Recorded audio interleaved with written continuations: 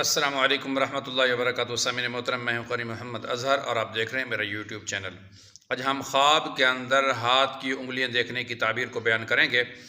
حضرت علامہ ابن سیرین رحمۃ اللہ نے فرمایا ہے کہ دائیں ہاتھ کی انگلیاں جو ہیں یہ 5 نمازیں ہیں، اور بائیں ہاتھ کی 5 انگلیاں جو ہیں یہ خواب دیکھنے والے کے بیٹے، فرزندان یا بھائی ان کی طرف اس کی تعبیر ہے۔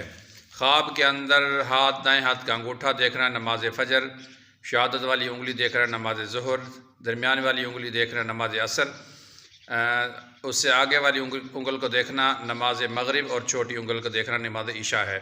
اگر کوئی شخص کی یہ انگلیاں کمزور ہیں یا ٹوٹتی ہیں یا کٹتی ہیں تو اس کی نمازوں کی کمزوری اور سستی کی طرف اس کی دلیل ہے، تو ایسے شخص کو چاہیے کہ نمازوں کی طرف توجہ دے اور نمازوں کی باقاعدگی کرے۔ اور حضرت علامہ ابن سیرین رحمۃ اللہ نے لکھا ہے کہ اگر کوئی شخص دائیں ہاتھ نہیں رکھتا، مطلب اس کا ہاتھ ہے ہی نہیں، تو اس کی تعبیر جو ہے وہ اچھی نہیں ہے۔ اس کی تعبیر میں لکھا ہے کہ خواب دیکھنے والے کے بھائیوں میں سے یا اولاد میں سے یا مطلب اس کے بھتیجوں میں سے کسی کی موت قریب ہے اور سخت مصیبت کی طرف اس کا اشارہ اور اس کی دلیل ہے، ایسے شخص کو چاہیے کہ صدقہ دے۔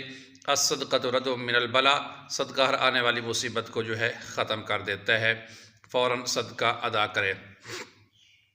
اور حضرت ابراہیم کرمانی رحمۃ اللہ نے فرمایا ہے کہ اگر کوئی شخص دیکھے کہ ہاتھ کی انگلیاں آپس میں ملی ہوئی نہیں ہیں تو یہ تنگ دستی کی علامت ہے، اور اگر دیکھے کہ آپس میں انگلیاں ملی ہوئی ہیں تو دلیل ہے کہ اس کے بھائی، اس کے بھتیجے، اس کے اولاد میں سے ان کا کام جو ہے بہتر ہوگا۔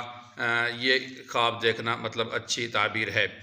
اگر کوئی شخص یہ دیکھتا ہے کہ اس کے ہاتھ کی انگلیاں کٹ گئی اور کٹ کے وہ گری ہیں تو دلیل ہے کہ خوشیاں اور گھر والوں سے اس کی جدائی ہوگی۔ اس خواب کو دیکھنا بھی اچھا نہیں ہے، ایسے شخص کو چاہیے کہ فوراً صدقہ کرے۔